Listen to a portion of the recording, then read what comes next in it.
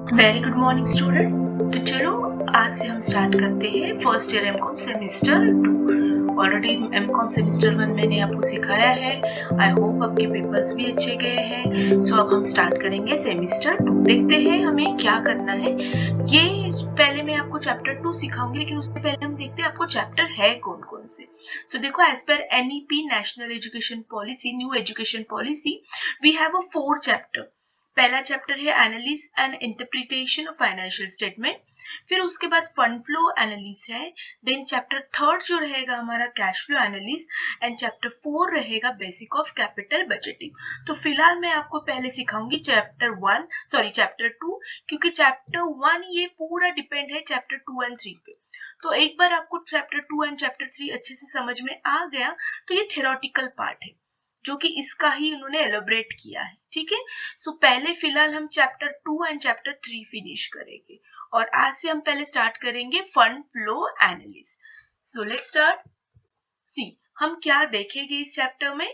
Fund का मतलब क्या है, फंड फ्लो स्टेटमेंट क्या है, देन इंटरेस्टेड पार्टी क्यों हमें बनाना है, कौन इसमें इंटरेस्टेड होता है, यूज लिमिटेशंस क्या है, मतलब इंपॉर्टेंस, एडवांटेजेस, डिसएडवांटेज क्या है, और उसे बनाने में हमें क्या क्या बनाना पड़ता है। जैसे कि ये स्पेशली मतलब हमें जो प्रैक्टिकल प्रॉब्लम करनी है, तो पूरा ऊपर का थ्योरेटिकल पार्ट होगा, बट मेन जो प्रैक्टिकल प्रॉब्लम होगा, जो मे बी 16 मार्क्स या 20 मार्क्स के लिए आएगा, वो होगा हमारा ये part. So 2.5 and 2.5.2 fund flow statement, तो इस पे हमें ज्यादा ध्यान देना है। ठीक है। So without wasting much time, let's start. See, fund flow statement को ही अलग अलग नाम से पुकारा जाता है, जैसे कि आपके स्क्रीन के सामने है where got when gone statement, मतलब पैसा कहाँ से आया और कहाँ चला गया। उसे ही हम statement of source and application of funds कह सकते हैं, statement of change in working capital कह सकते हैं, statement source and application of working capital कर सकते हैं, फंड फ्लो स्टेटमेंट कह सकते हैं। तो बेसिकली आपके सिलेबस में fund flow statement word use किया, और यूजुअली हम fund flow statement word use करते हैं। ठीक है। बट आपको एक नॉलेज के लिए होना चाहिए, क्योंकि अगर अलग कुछ आ गया कि prepare the statement where got where gone statement, तो आप कंफ्यूज हो जाओगे अब ये क्या है। ठीक है। सो जस्ट एक बार एक ग्लांस में आप देख लो कि फंड फ्लो किस किस नाम से जाना जाता है, या थियोरेटिकल पार्ट में भी अगर आपको इंट्रोडक्शन कहा कि फंड फ्लो के बारे में लिखो, एडवांटेज डिसएडवांटेज लिखो, तो 2-3 लाइन आप ये ऐड कर सकते हो। ठीक है। नाउ पार्टीज कौन कौन से इंटरेस्टेड होते हैं? तो पार्टीज इसमें होते हैं सबको, मैनेजमेंट जो बिजनेस चलाता है, जो मैनेज करता है, उन्हें प्रॉफिट एंड लॉस में जैसे इंटरेस्ट होता है, वैसे फंड फ्लो में भी इंटरेस्ट होता है। Owners, shareholder, of course owners या shareholder they are going to invest their money, so उन्हें भी इंटरेस्ट होगा कि ये जो भी कंपनी में मैं इन्वेस्ट कर रहा हूँ एज ए शेयर, वो कंपनी कैसी है, फंड फ्लो मैनेजमेंट कैसा होता है। डोंट वरी, आगे मैं आपको पढ़ाऊंगी एग्जैक्टली फंड फ्लो क्या होता है। देन बैंक भी इंटरेस्टेड होती है, बिकॉज यूजुअली बड़ी बड़ी कंपनीज बैंक से लोन लेती है, तो बैंक बिना कुछ देखे तो लोन नहीं देती है। ऑफ कोर्स बैंक के लिए profit and loss balance sheet जितनी मस्ट है, उतना फंड फ्लो स्टेटमेंट भी जरूरी होता है। देन एम्प्लॉइज को भी थोड़ा बहुत नॉलेज होना चाहिए फंड फ्लो का, so accordingly they can take the decision. ठीक है। So this are the basically interested parties. तो अगर आपको कोई भी क्वेश्चन थ्योरेटिकल पूछा या explain fund flow statement advantage and disadvantage, तो आप थोड़ा थोड़ा ये पॉइंट्स आप लिख सकते हो ऐसे डायग्राम ड्रॉ करके, तो थोड़ा इंप्रेशन भी अच्छा होता है हमारे पेपर में। ठीक है। चलो, नाउ यूज ऑफ फंड, तो ये दिया है उन्होंने यूज, आप इसका स्क्रीनशॉट निकाल सकते हैं। ये मैं आगे आपको डिटेल्स में एक्सप्लेन करती हूँ, एडवांटेज ऑफ फंड फ्लो या यूज ऑफ फंड फ्लो। सबसे पहला तो profit and loss balance sheet will show the company's financial position, but will not explain the reason for fluctuation or variation in within the company financial or cash position. इसका मतलब क्या है? तो देखो, आप पूछोगे कि फंड फ्लो की क्या जरूरत है। वैसे तो हम प्रॉफिट एंड लॉस बनाते हैं, बैलेंस शीट बनाती है, और बैलेंस शीट भी तो हमें बताती है कि क्या कितने असेट है, कितनी लायबिलिटी है।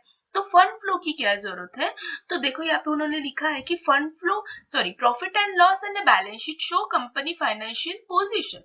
ऑफ कोर्स वो फाइनेंशियल पोजीशन बताती है कि लोन कितना है बैंक का, असेट कितने हैं, but not explain the reason for fluctuation. देखो, लेकिन वो रीजन नहीं बताती है कि लास्ट ईयर बैलेंस शीट में फॉर एग्जांपल लोन था सपोज 5 लाख, नेक्स्ट ईयर के बैलेंस शीट में इट्स गो 7 लाख। तो एग्जैक्टली इसका रीजन क्या है? इन्होंने नया लोन लिया है या कुछ इंटरेस्ट ऐड होते होते गया है? सो ये रीजन हमें कौन बताएगा? तो ये रीजन हमें फंड फ्लो स्टेटमेंट बताएगा। ठीक है, बैलेंस शीट में हमें ये समझता है कि मशीनरी, असेट साइड का एग्जांपल लेते हैं कि मशीनरी लास्ट ईयर 4 लाख थी, ये साल 3 लाख हो गई। सो क्या हो गया? डेप्रिसिएशन 1 लाख का हुआ है या हमने कुछ सोल्ड आउट किया है मशीनरी। तो ये सब कुछ कौन बताता है? Fund flow statement. सो जितनी जरूरी एक कंपनी के लिए profit and loss and balance sheet होती है, उतनी ही जरूरत फंड फ्लो स्टेटमेंट की होती है। ठीक है, profit loss will depict two set of figures, current and previous year, but will not explain why movement has happened. अभी मैंने बताया कि profit and loss balance sheet हमने FY, SY, TY से देखो करके आए हैं। 2 इयर्स की बैलेंस शीट वो देते थे, ठीक है, लास्ट ईयर कितना, ये साल, तो हमें वो नजर तो आता था फिगर्स, लेकिन वो फिगर्स में चेंजेस क्यों है, फ्लक्चुएशन क्यों है, करंट ईयर में अभी ये अमाउंट है, प्रीवियस ईयर में क्या है, ये सब जो मूवमेंट थी, ये प्रॉफिट एंड लॉस नहीं बताता है। वो सिर्फ बोलता है कि देखो, बस देखने का काम करो, लेकिन उसको समझना अगर हमें है तो हमें फंड फ्लो की जरूरत होती है। Fund flow statement is an essential factor revealing how funds are used.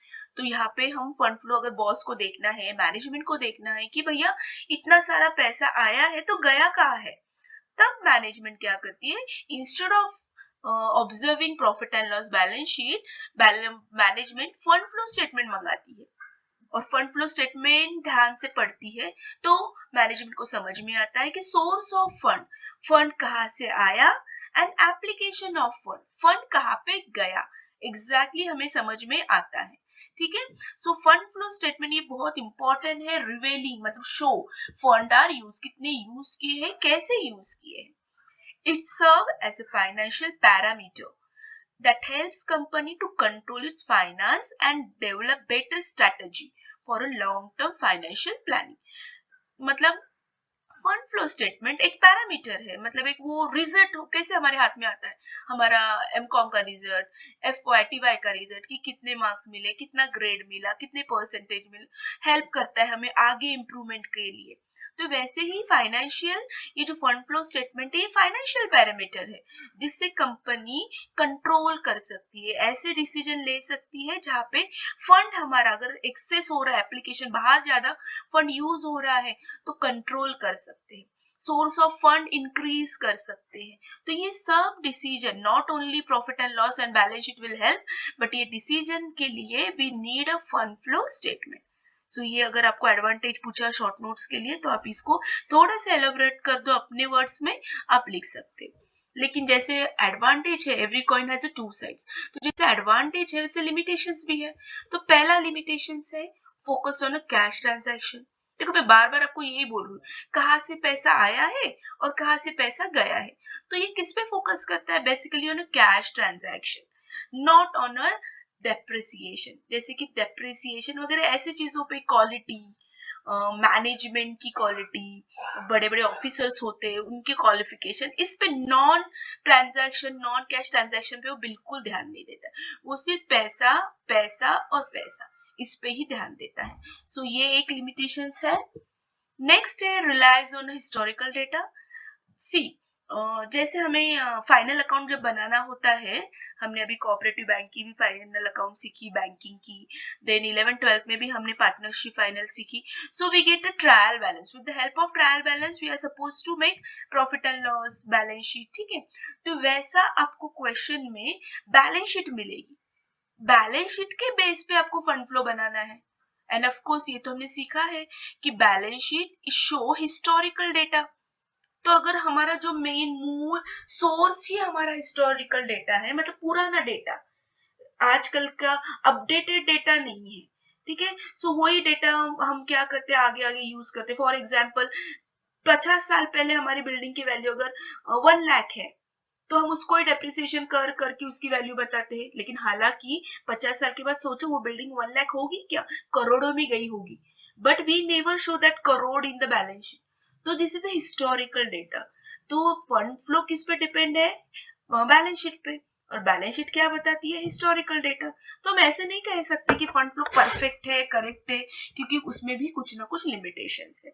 Does not show cash position, ये कंपनी कैश पोजीशन नहीं बताता। ये need to look separate cash flow. Again जैसे मैंने कहा आपको चैप्टर नंबर 3 कैश फ्लो है, तो सिर्फ फंड फ्लो बना के नहीं चलता है, हमें और एक काम करना पड़ता है कि कैश फ्लो भी बनाना पड़ता है। और जब हम ये दोनों देखेंगे तब management can take any decision. तो सिर्फ फंड फ्लो पे पूरी धारा नहीं है हमारी, ठीक है। सो और उसके लिए हमें कैश फ्लो भी बनाना होगा। Can be manipulate, of course हम मैनिपुलेट तो कर ही सकते हैं। फॉर्मेट, क्लासिफिकेशन, कहाँ से पैसा आया, जो स्मार्ट होंगे, जो स्मार्ट अकाउंटेंट होगा वो तो ऑफ कोर्स कुछ ना कुछ जुगाड़ तो कर ही लेगा। सो फंड फ्लो स्टेटमेंट ऐसे हम हार्ड एंड फास्ट नहीं कह सकते कि बहुत रिलायबल है। Can be manipulated, can be complex, it is difficult to interpret, especially if you don't understand the accounting principles. See, जिन्होंने बेसिकली देखो, जिन्होंने 11th 12th अकाउंट बीकॉम से स्ट्रीम से किया है, कॉमर्स स्ट्रीम से किया है, they can understand, because 11th 12th में हमारे अकाउंटिंग प्रिंसिपल्स थे, ठीक है। लेकिन जिन्होंने साइंस से एमबीए किया है, एमबीए फाइनेंस किया है, उनके लिए डिफिकल्ट होता है कि अकाउंटिंग प्रिंसिपल क्या है, फिर उसको इंटरप्रेट कैसे करना है। मतलब अगर आपको एबीसीडी नहीं पता तो आगे की वर्डिंग, आगे के लेटर्स आपको कैसे पता चलेगी। सो ये थोड़ा कॉम्प्लिकेटेड है, यहाँ पे थोड़ी सीए वालों की जरूरत होती है, या एमबीए फाइनेंस, एमकॉम फाइनेंस, ऐसा जिसने स्पेशलाइज किया है वही फंड फ्लो स्टेटमेंट पढ़ सकते हैं। अदरवाइज कॉमन पर्सन जिन्होंने सिर्फ बीकॉम किया है या आर्ट्स करके बीकॉम डिग्री ली है कि इसकी क्या कहते हैं हम, टैली, अकाउंटिंग, तो वो ये कॉम्प्लिकेटेड नहीं पढ़ सकते। So it can be complex, not relevant for decision making, of course इतने सारे लिमिटेशंस है, सो हम रिलेवेंट डिसीजन नहीं ले सकते, ठीक है, क्योंकि कैश फ्लो की भी जरूरत होती है।